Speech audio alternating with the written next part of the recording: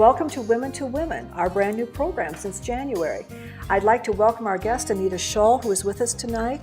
And first, I'd like to thank our sponsors, Carpa Nevada LLC, importer of fine Portuguese olive oils, balsamic vinegar, and international teas, as well as Vila Bass Deli and Cafe, home of Pete's famous homemade chorizo.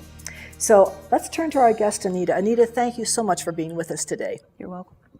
Anita, you have, we were just talking briefly, before the program as well as on the telephone, and you have an interesting background in so many areas. You are a world traveler, you are a linguist, and you are a lady of independence.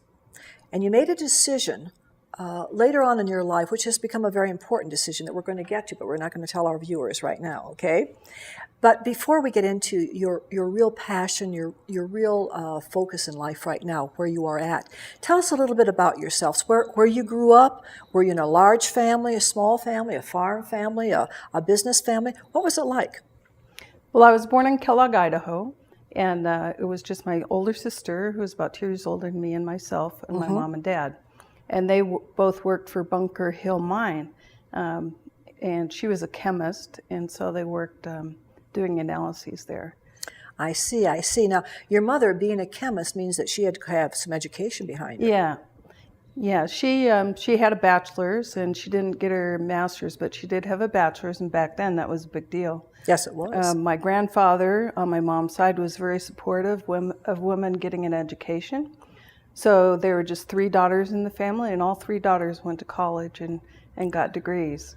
And so that was something he was very proud of. Now, your mother was a chemist, and your aunts would have been what? What did they graduate with? Well, let's see. One of my aunts, the oldest one, she ended up working in school systems. Mm-hmm. So she worked in the schools, and then my other aunt, she did testing of kids in school. She was a school psychologist.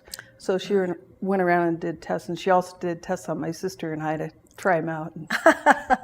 Okay, so you had a very influential maternal grandfather who was kind of ahead of his day, ahead of his time, in that he definitely believed that women should be college educated if they had the ability and the desire to do so. Yes. And that was quite unusual during that period of time. Growing up in Kellogg, Idaho, you're the first guest I've had from Idaho. What was Kellogg like back then?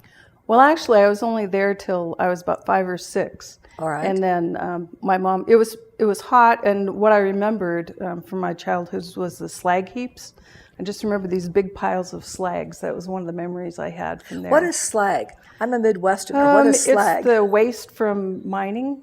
All right. Yeah. All right. So it's the extras.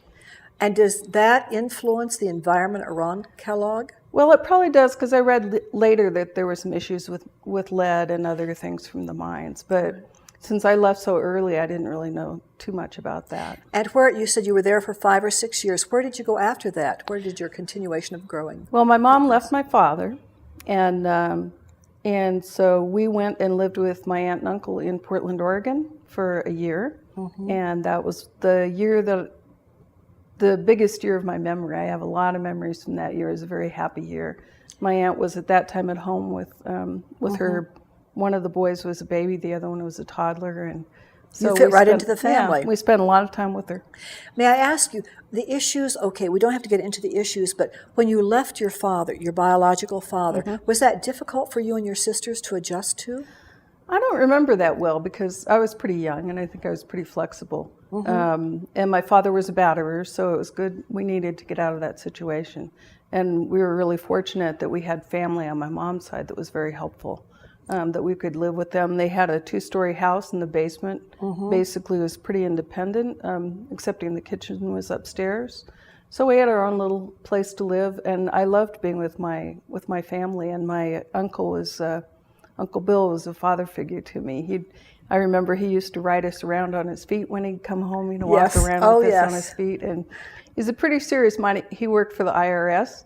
And so his sons now, when we said that the nickname we had for him was Tickleworm, because he used to tickle, and that we rode around his feet, they were just shocked, because that wasn't the dad they knew. That they knew, okay. Yeah. So your mother had to make a very important decision early on in your life as well as the lives of your sisters, in that she chose a very intelligent path to take, and that was to get out of the battering situation, because it could be repeated in your lives if you saw enough of it. And it takes courage for a mother and a wife to do that. So you're saying that because perhaps that she had such a supportive family to go to, that could have been a major support system underneath her for making that decision. That was huge. That was huge. And the reason she finally decided to leave, because it was pretty intimidating. He didn't let her go out, she was pretty intelligent, and he didn't want her to talk in big words. He wanted to limit the number of syllables that she spoke, and was very restrictive. And he beat her. He didn't beat us, from what I understand. But when he started threatening us, he threatened to kill us by driving off a cliff with the family. And when it came to threatening us, then that's when Mom decided to leave. That's when she made her move. That's when she made her move. How did you arrive in Nevada? Well, I'm an adventurer, and I started soaring, gliding in a sailplane when I was in my mid-20s. And that was in Oregon, in the Portland area. What possessed you to do this? Well, I'd seen people when we were driving out to the beach. Yes. I had seen people, on tow, where they're behind the airplane, and I thought it looked really cool. And then there was a guy I was dating that kept talking about doing it, but he never did it. So I just went out and did it anyway. And you called his bluff. Yeah, so I just went out. It might have been after we broke up, I don't remember, but it had planted the seed. So I went out, and then I actually worked in exchange for my flights. And so I would keep track of the people's takeoff and landing times, et cetera, who they flew with in exchange for a flight. And then I was even kind of crazy then, so the instructor liked going up with me because we'd do lots of fun things. Okay, now when you take off or you're flying with an airplane, are you released at one point so that just you and the instructor are soaring? So actually you start out on tow, and there's a release at the tow plane end and a release at your end. For a safety thing, they have it at his end too, in case yours doesn't work.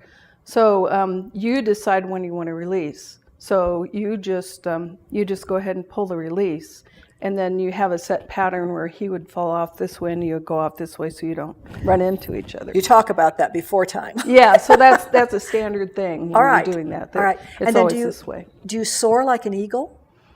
Pretty much, but one thing people think it's really, really quiet, and it is sometimes, but most of the time it's flying in turbulence. Basically, you're flying in turbulence. So, and especially here, they have some amazing turbulence. Oh yes, with the mountains. Definitely. So when you have the mountains, there's here they have wave soaring, which can take you very, very high. So the wind blows from the west over the mountains, and it creates a wave. So when you see clouds that look like this, they're called lenticulars because they're lens-shaped. That gets the heart going of a sailplane pilot. Okay. So that's wave, and you can get some really high altitude. That again is courageous on your part. I don't normally like heights, but I'm fascinated. And one summer I was living in Switzerland, in Interlaken, which is right up in the middle of the Alps.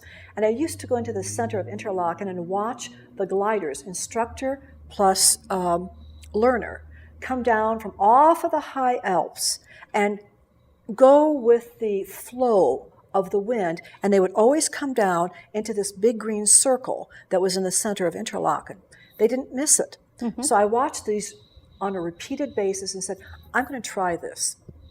And then just before I made the decision to pay the money to go up the mountain, all right, I waited and watched this one last couple. He was the instructor, she was the trainee.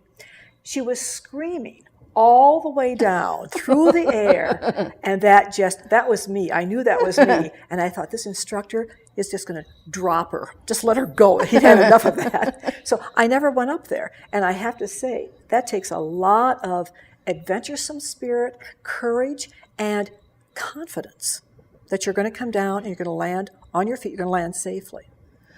It's not too late for you, because this is one of the best soaring places in the world. And I have my license, but I haven't been practicing for a while. You have to kind of refresh every couple of years. Yes, and so, yes. I'd have to do a lot of refreshing. I would take you up if I could, but I think you should go because this is one of the best places in the world, and I'm all for go for it. Well, now, you are adventuresome. Where else have you taken off to that most people might not even think about going to? Different places. My first out-of-country big experience was I lived in Switzerland for 2 years. Where did you live? I lived near the town of Lausanne. Yes. On Lake Geneva. Yes. They call it Lac Léman there. Yes. And it's the French-speaking part. Right. In Switzerland, they have 4 different languages. And Swiss German is the main one. It's about 71%, and then about 21% is French, and then Italian, and a language called Romanche. Yes. So yes. I lived in the French part. I spent 1 month in Zurich, but that was pretty hard because I'd been learning French in Paris for a month, and so to go there to Zurich, where it was so different mentally and also the language, it was tough. I lived in Zurich for a short period of time on a business trip, but I chose to go back to Interlaken, and you are correct. The Europeans have a different mindset and many of the things that they do, but what fascinated me was the complete confidence and trust in their train schedules. Those trains just arrive right on the second, and they take off right on the second. You better be there. Okay, there's none of this debating back and forth as Americans perhaps might like to do. Just give me another 2 minutes. They don't. They don't. They don't. That's Switzerland. But when I was there, it wasn't like that in Italy. All right, it's changed. But so you've been over into the Swiss Alps, okay? Have you taken off in other places? Lately, since 2007, I've gone to Latin America quite often. So I've been to Guatemala 6 times, and 1 time for 3 months to Nicaragua, and another 6 weeks in Ecuador. Now, may I ask you, is it your career that took you to these other countries, or just a personal desire to visit? No, it's a personal desire. For one thing, I love languages and cultures. I started learning Spanish when I was 9, which was really unusual back then that kids, and even now, that kids would start that early. And I loved it back then. I always loved Spanish, but you'd think I'd speak it better after taking it through my senior year in high school. But I love languages and cultures. And so I did live in Switzerland for a couple years, and I learned French. So I spoke fluent French. And I also sang in a Swiss folkloric choir. I was dressed up like a little Swiss miss with the local, hats back in the traditional day. Hats, yeah, the yes. traditional hats and all the stuff. And people would come up and talk to me and say, they'd ask, talk to me, may I take your picture? And I say, sure, go ahead. Well, we're going to come back and we're going to explore, because as I understand, you did not marry until you were 53. And there were reasons for that, and I'd like to know them as well as you. We'll be right back. Here is something informative and inspiring. Women to Women. Every Thursday, a new guest and a new passion to inspire you. Your hostess, Carol Paz, interviews influential women of Northern Nevada. Your neighbors, your friends. These are the women who are making a difference in our community, from helping those in need to running your favorite local businesses. We give you their story, we show you their passion. Thursdays at 7 p.m., Channel 15 for Carson City and Gardnerville, Channel 3 in Reno, Sparks, Fernley, Fallon, and Lake Tahoe. Pets of the Homeless is a non-profit, all-volunteer organization that provides pet food and veterinary care to the homeless and less fortunate in local communities. With donations from the public, we're able to provide homeless shelters with crates, bowls, cleaning materials, so that homeless with pets can come into homeless shelters and get the services that they need to get out of homelessness. How was school today? Cool, we learned what to do in case there's an emergency. Oh, will you show me? If there is an earthquake, then you get under your desk, duck, cover, and hold. And when the shaking stops, we evacuate the school just like a fire drill. I'm glad you both know what to do in case of an emergency, but I'd still be worried. Check the phone, radio, or TV, and they'll tell you what to do. Make a plan. Assemble a kit. Stay informed. And be ready. It's impossible to replace anybody that you love. She was my great role model, my Grandma Keaton. It was pretty much of a shock for us when she got colon cancer. None of us were prepared for that. Colorectal cancer is the second leading cancer killer of men and women over the age of 50. Just get screened, okay? If I can do it, you can do it, okay? Are you looking for a healthier lifestyle? A more nutritious diet? Do you care about quality? If your answer is yes, or if you are just curious, come into Villa Basque Deli and Cafe right here in Carson City, Nevada. Discover fine Portuguese extra virgin olive oils, vintage balsamic vinegars, and a wide assortment of international health teas provided by distributor Carpa Nevada LLC. In addition to these terrific items, Villa Basque is also the home of Pete's famous Basque chorizo, handmade on the premises from Pete's secret family recipe. Satisfy your culinary curiosities. Don't delay. Working together, We can protect your home. Replace that old shingle roof with a fire-resistant alternative and keep it and your rain gutters clean. do the same to your deck and consider installing screening in open areas underneath. Also, stack your firewood at least 30 feet from your home. One ember can destroy your home. Take our advice and your home can survive. Will your community survive? Visit livingwithfire.info for more tips to save your home. Welcome again, back to the second half of our program, Women to Women. We're with Anita Shaul, and Anita has just shared with us that she is a total confidant of the air, of the breezes, where the eagles soar. I'm not. And I'd like to come back, and we're going to find out, Anita kept her marriage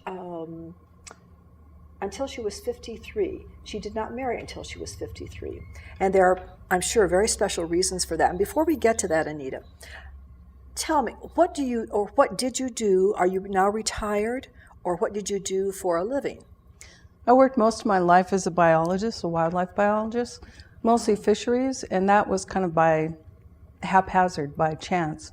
I was really interested in medicine, and I worked in cancer research for a while. When I was in Switzerland, I worked there in a cancer research lab. Mm-hmm. But I didn't like working in a lab. And when I moved up to Washington State when the grants ran out for the research I was doing. And so I moved up there and just kind of fell into doing fisheries. I read a book called The Wet Side of the Mountain, and it mentioned a fisheries lab. Mm-hmm. And so I went down there to see. And when I first went down and I said I was interested in getting a job, the woman just sort of laughed, because I'm sure she thought I wanted to be a secretary, and she was it. So I said, well, I have a biology degree. And she says, oh. And so anyway, I kept going back to them and calling them. And so I ended up working there at the fisheries lab.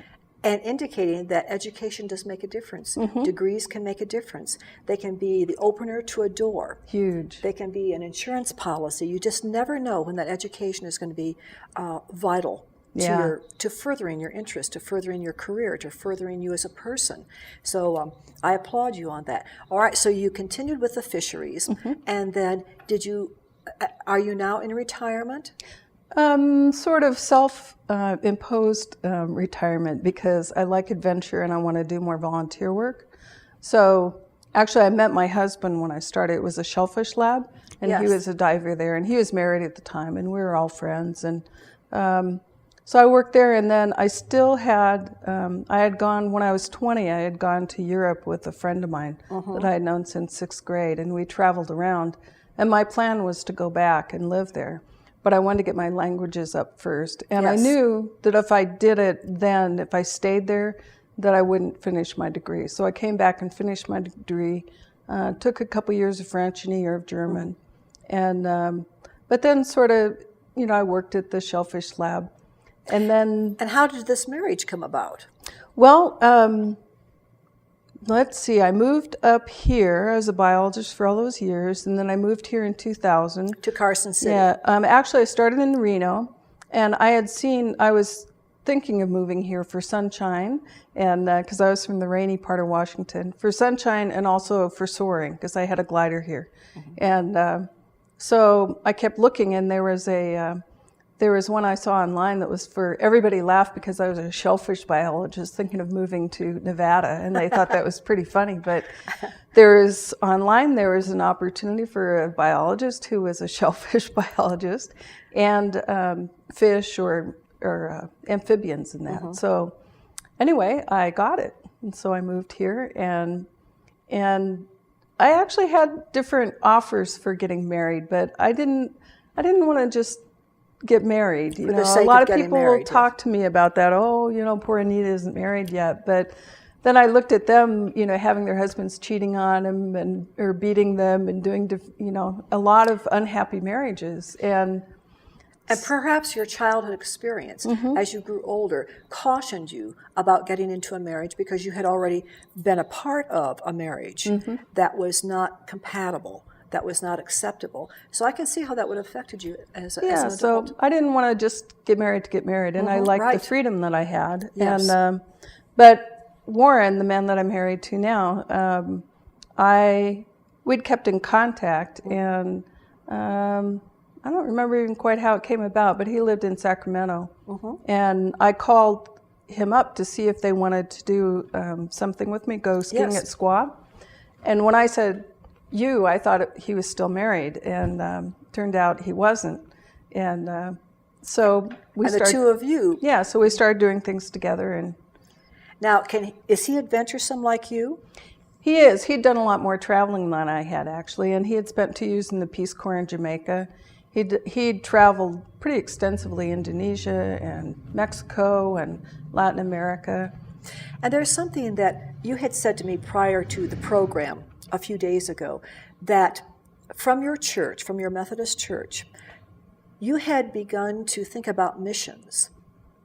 And you have had an impact because that particular mission trip or those mission trips that you brought back in terms of memories, discussions, pictures, etc., and goals has affected more people here in Northern Nevada to also consider that. Can you share a little bit of that? How did that happen? Well, when I married him, I figured we'd be up for adventure someplace. I really wanted to travel with him. And so I ended up quitting my job after he got a job as a teacher. I quit my job and I helped out with planning activities for travel. So one of them was we decided to go to Guatemala. And so we were thinking about that, and I talked to somebody in my Spanish class who said, oh, well, I go through United Methodist Volunteers in Mission. So I thought that sounded good. And one of the things that worried me about going to a developing country was disease. And I didn't know how well I'd take heat and humidity. So Guatemala, you can move up into the mountains if you end up getting too hot and miserable. And then we were going to be traveling with a medical team, so there would be doctors available if I got sick. So that kind of pushed me over the edge. All right, so you went to Guatemala on a mission field trip. Okay, with medical personnel. Yes. And you were there for how long? It was 10 days. And in those 10 days, what was your job defined as? So my job at the beginning, I think I was the team photographer. All right. Because I'm also interested in photography. So taking pictures of the team doing activities, plus each family got a Polaroid photo at the end after they finished with the clinic. All right. Were the doctors, so they went to perform clinical work? All right. And then you came back after the 10 days and you shared it with your church family? And what happened? Well, the next year, so the first year was just Warren and I. And then the next year, there were 4 of us. And then the third year, there were 7 of us. And the fourth year, there were about 30. And Warren and I led a mission that year. So the other ones, we had gone with teams from California. But we weren't medical people, and we thought, well, what would really help get at the roots of the problems? And so one of the big things is not having clean water. They don't have clean water, and so they suffer from diarrhea a lot, and malnutrition because of the diarrhea, plus not getting adequate food. So we thought that would be a way, instead of just being there for a week, to have a longer impact. So we ended up working with one village, and we brought them 150 filters, water filters, one for each family. And it's time now to replace the filter elements, but they've had them for a couple of years. And what differences has that made? What did they tell you? What did Well, they they tell us that it's made a big difference in the health thing. It's actually gotten pretty dangerous in Guatemala in certain areas. Is it political? Not so much political, it's about drug cartels. So the drugs passing through Mexico and the Mexican drug cartels, like the Zetas, coming down and causing problems. So it's gotten pretty violent. So are they removing certain groups from Guatemala? In other words, can a mission group still go down there, or they say no? We still have mission groups going down there. We do have, the doctors are still going down there. Peace Corps has actually stopped this year. They stopped training people to go to Guatemala because of the concerns about safety. So, and we brought youth down there because we felt the youth here are kind of spoiled, that they need to see what it's like someplace else. So we wanted to take youth, and it was too dangerous to take youth, we felt. Right. I would know that as a parent myself, I would want to be assured to the best of their ability that my son or daughter was not going to be involved or get involved or be attacked, because we're reading more and more of that happening. I have to say, both you and your husband, Warren, are wonderful to take and lead groups down there to do what you are doing. And it also speaks of those of us who are in retirement mode or who are thinking about it, that probably some of the best years of our lives are ahead of us. Absolutely don't think that there's not a place for us, a purpose for us. What has your church family had to say about all of this? Well, they were pretty excited about it. I kept telling them, I'm not going to lead a mission. I'm not going to lead one. And then, we were the only, when you have that many people who are interested, Yes. and there were only so many people who had gone before then, so we were the most likely, so we did it. They're pretty excited about it. We're looking at other things now. We still want to help people. We went to Nicaragua this last year with a private nonprofit, and we paid for everything on our own, but we tutored students there in math and English. And then I'm tutoring students now. So I'm not employed right now, excepting through Ron Wood Family Resource Center. I'm acting as a tutor to students who need it. Wonderful. And so I'm helping with math and beginning Spanish. Have you any idea how many lives you've touched here in Northern Nevada, not just through your church family, but through your tutoring services? Oh, it's pretty hard to tell. I think just, I've given talks and stuff. I'm giving a talk in May at the library on Guatemala. I've given talks different places, and I think it kind of spurs in people that you can be an ordinary person and make a difference. And you don't have to go away to Guatemala. You can do it here. That's right. I'd say tutoring students here is something that's really, really needed. Very much so. Not just in Nevada, but in the entire country, because I think we're seeing differences happen in our educational systems. And sometimes we think, because we came up under a different system of education, so to speak, that the youth of today need to have the same things that we had. And to a certain extent, that's true. But on the other hand, their world is changing rapidly because of technology, because the world is so much smaller. And we as tutors, we as teachers, we as senior citizens, we as older people with experience can really be of great value just in listening to the situations they bring to us, to the math help they bring to us, they need to have, to the English that they need to have, Spanish that they need to have, French that they need to have. We are still a profound influence upon young people. I think it's the biggest impact we can make here is to help the youth. A lot of them, maybe the parents don't know. Right now I'm helping with algebra and quadratic equations, and a lot of parents may not know that. How true. Having somebody from the outside that can help them with that, or if the parents are Hispanic, that maybe their kids would have difficulty getting English from them. So yes. I think that's one of the big things. Well, your whole life, Anita, speaks of making an impact. You had a lot of impacts on your life, and you turned whatever was a negative around into a positive, and now you feel so strongly about helping others and doing for others and going where others need the help. That's a real role model for all of us, and I thank you so much for being a part of the program tonight. Well, thank you. Thank you. Have a great night. You too. And I'd like to thank again our sponsors, Carpa Nevada LLC, the fine importers of Portuguese olive oils, balsamic vinegar, international teas, as well as Pete's, Villa Bastelling Cafe, home of his famous chorizo. So until I see you next week, have a good evening. Take care.